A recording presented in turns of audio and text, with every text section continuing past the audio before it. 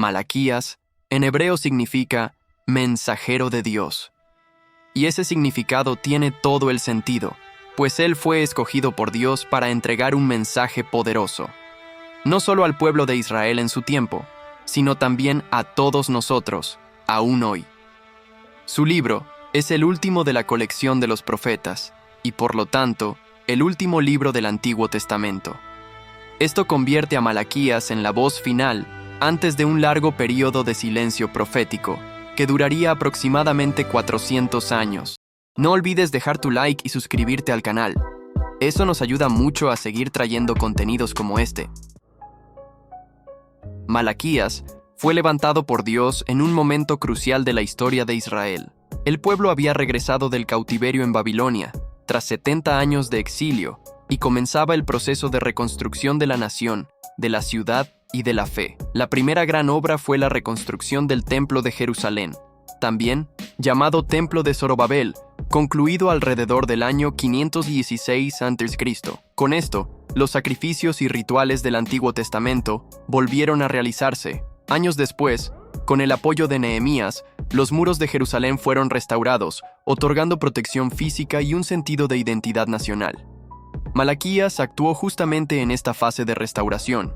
Fue contemporáneo de Nehemías, y ambos enfrentaron problemas similares: decadencia espiritual, negligencia de los sacerdotes y un pueblo que, nuevamente, se alejaba de la voluntad de Dios. A pesar de todo lo que habían sufrido en Babilonia, el pueblo volvía a cometer los mismos errores del pasado. La idolatría, que antes era rechazada con firmeza, comenzó a infiltrarse de forma sutil. La fe se había enfriado. Los líderes religiosos estaban corruptos. El pueblo ya no tomaba en serio los mandamientos del Señor. Fue en ese escenario que Dios levantó a Malaquías, para llamar al pueblo al arrepentimiento y recordarles que él todavía tenía planes para Israel, pero esos planes exigían obediencia, santidad y fidelidad. El profeta Malaquías, por tanto, surge como la última voz profética antes de un largo silencio de 400 años, y su mensaje es una advertencia, una invitación y una promesa. Incluso después del regreso del exilio babilónico y la reconstrucción del templo, el pueblo de Israel no mantuvo su fidelidad a Dios. Con el tiempo, el entusiasmo espiritual disminuyó y la nación comenzó a repetir los mismos errores del pasado. Malaquías fue enviado justamente en ese periodo de frialdad espiritual. Denunció con valentía los pecados y las fallas tanto del pueblo común como de los líderes religiosos. Entre los principales problemas que el profeta señaló estaban: negligencia en el diezmo y las ofrendas. El pueblo había dejado de honrar a Dios con sus bienes, lo que indicaba un corazón alejado del Señor. Matrimonios mixtos con pueblos paganos. Muchos judíos se casaron con mujeres extranjeras que no servían al Dios de 1900 Israel, lo que trajo idolatría y confusión espiritual al pueblo. Divorcios injustos y frecuentes. Los hombres abandonaban a sus esposas sin causas legítimas, rompiendo el pacto sagrado del matrimonio. Sacerdocio corrupto. Los líderes espirituales eran parciales, negligentes, y faltaban al respeto a las leyes de Dios. Ofrecían sacrificios impuros y no enseñaban fielmente al pueblo. Orgullo, permisividad y escepticismo. El pueblo comenzó a dudar de la justicia de Dios, preguntando: ¿dónde está el Dios del juicio? Y diciendo: es inútil servir al Señor. Como consecuencia directa de estos pecados, la nación enfrentó sequía, hambre, pobreza y opresión extranjera. Pero Malaquías deja claro que todo esto era resultado del alejamiento de Dios. A pesar de la dura reprensión, el mensaje de Malaquías también trae esperanza. Él invita al pueblo al arrepentimiento, diciendo: vuelvan a mí y yo volveré a ustedes, dice el Señor de los ejércitos. Malaquías sabía que solo un arrepentimiento sincero, de todo corazón, podía restaurar la comunión con Dios y traer de vuelta las bendiciones perdidas. Uno de los mensajes más fuertes del libro está dirigido directamente a los sacerdotes, los líderes espirituales del pueblo. Dios, por medio del profeta, los reprende duramente. Se han apartado del camino y por medio de su enseñanza han hecho tropezar a muchos. Han violado el pacto con los levitas, declara el Señor de los ejércitos.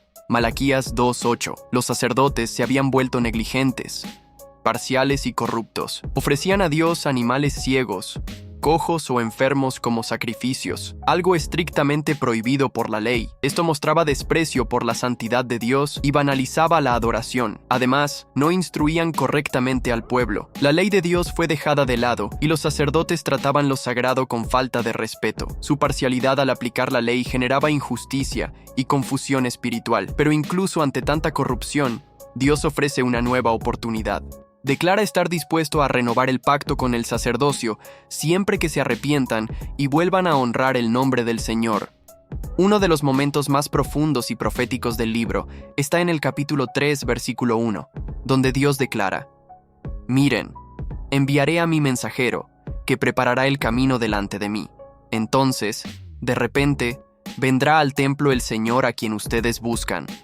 El mensajero del pacto, a quien ustedes desean, vendrá, dice el Señor de los ejércitos». Este pasaje habla claramente de dos mensajeros importantes. 1. El primer mensajero, Juan el Bautista. Malaquías profetiza la aparición de un mensajero que prepararía el camino para el Señor. Este mensajero es Juan el Bautista. Isaías también profetizó acerca de él. Voz de uno que clama en el desierto: preparen el camino del Señor, enderecen sus sendas. Isaías 43. Esta profecía se cumple en el Nuevo Testamento. En Mateo 3:3, Juan es identificado como esa voz que clama en el desierto. El ángel Gabriel, al anunciar el nacimiento de Juan a su padre Zacarías, afirma que vendría en el espíritu y poder de Elías para preparar al pueblo para el Señor. 2. El mensajero del pacto, Jesucristo. El segundo mensajero es llamado el mensajero del pacto, aquel a quien el pueblo anhelaba. Este mensajero es el propio Jesucristo, el Mesías prometido. Vendría al templo de manera inesperada, trayendo salvación pero también juicio. Jesús es el mediador del nuevo pacto entre Dios y los hombres, un pacto ya no basado en sacrificios de animales, sino en el sacrificio perfecto del Cordero de Dios. Cuando los discípulos preguntaron por qué los maestros de la ley decían que Elías debía venir primero, él respondió que Juan el Bautista era el Elías que había de venir, cumpliendo así esta antigua profecía de Malaquías. Después de anunciar la llegada de los dos mensajeros, Juan el Bautista y Jesucristo, Malaquías describe un evento futuro y solemne, el Día del Señor, también llamado el Día del Juicio. Escribe: ¿quién podrá soportar el día de su venida? ¿Quién se mantendrá firme cuando Él aparezca? Porque será como el fuego del fundidor y como el jabón de los lavadores. Malaquías 3:2. Esta es una clara referencia a la segunda venida de Jesucristo, cuando Él vendrá no como Salvador, sino como juez de toda la tierra. Malaquías revela que ese día será como un horno ardiente que consumirá toda impureza y maldad. Declara: «He aquí que viene el día, ardiente como un horno.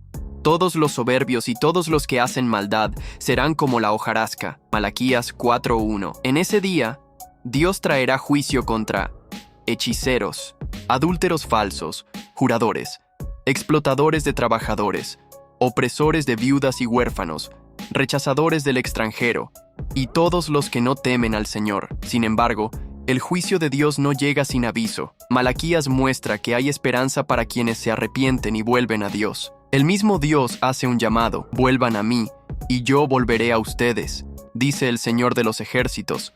Malaquías 3:7. El día del juicio será terrible para los que rechazan la justicia, pero glorioso para los que temen al Señor, porque sobre ellos brillará el sol de justicia, trayendo sanidad y salvación. En los últimos versículos del libro, encontramos una de las profecías más impactantes del Antiguo Testamento. Dios declara: «He aquí que os envío al profeta Elías antes que venga el día grande y terrible del Señor.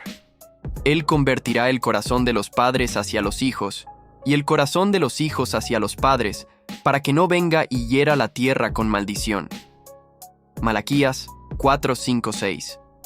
Esta es la última profecía registrada antes de los 400 años de silencio profético, y apunta a un mensajero especial que vendrá en el espíritu y poder de Elías, poco antes de la manifestación del Señor en juicio. En el Nuevo Testamento, esta profecía comienza a cumplirse con el nacimiento de Juan el Bautista. El ángel Gabriel, al anunciar su nacimiento, dijo a Zacarías: «Él irá delante del Señor en el espíritu y poder de Elías, para convertir el corazón de los padres hacia los hijos y de los rebeldes a la sabiduría de los justos, para preparar al Señor un pueblo bien dispuesto. Lucas 1:17.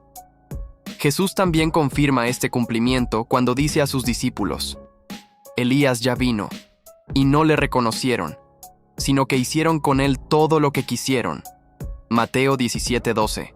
Es decir, Juan el Bautista fue el Elías profetizado por Malaquías, enviado para preparar el camino del Señor, llamando al pueblo al arrepentimiento antes de la primera venida de Cristo. Sin embargo, muchos estudiosos y cristianos también creen que esta profecía tiene un segundo cumplimiento futuro. Antes de la segunda venida de Jesús, Dios levantará nuevamente una obra en el espíritu de Elías, una misión profética que prepare al pueblo para el juicio final, llamando a las familias a la reconciliación, al mundo al arrepentimiento y a los corazones de regreso a Dios. La gloria de Dios alcanzaría a las naciones, con o sin la fidelidad inmediata de Israel. El profeta Isaías también refuerza esta esperanza al declarar: Por amor a Sión no callaré, y por amor a Jerusalén no descansaré, hasta que su justicia resplandezca como la aurora y su salvación como antorcha encendida. Las naciones verán tu justicia, y todos los reyes tu gloria. Isaías 62:1-2. A pesar de las duras advertencias en el libro, el profeta cierra su mensaje con una promesa poderosa y llena de esperanza para quienes permanecen fieles a Dios. Tras el mensaje de Malaquías, la voz profética se silenció por 4 siglos. El profeta cierra no solo su libro, sino también todo el Antiguo Testamento. Y con su muerte comienzan los llamados 400 años de silencio profético, un periodo misterioso y profundo en la historia de Israel. La Biblia no registra detalles de la muerte de Malaquías, y los estudiosos creen que vivió alrededor del siglo V a.C., después de la reconstrucción del Templo de Jerusalén. Su nombre significa «mi mensajero», y su misión fue exactamente esa: ser el último mensajero de Dios antes de la llegada del Mesías. Con la muerte de Malaquías, Israel entra en un periodo sin revelaciones directas de Dios, sin profetas reconocidos ni nuevas escrituras. Fue un tiempo de transición, tensión y expectativa. Durante esos 400 años, el pueblo de Dios fue dominado por imperios extranjeros: griegos, egipcios, sirios y finalmente los romanos.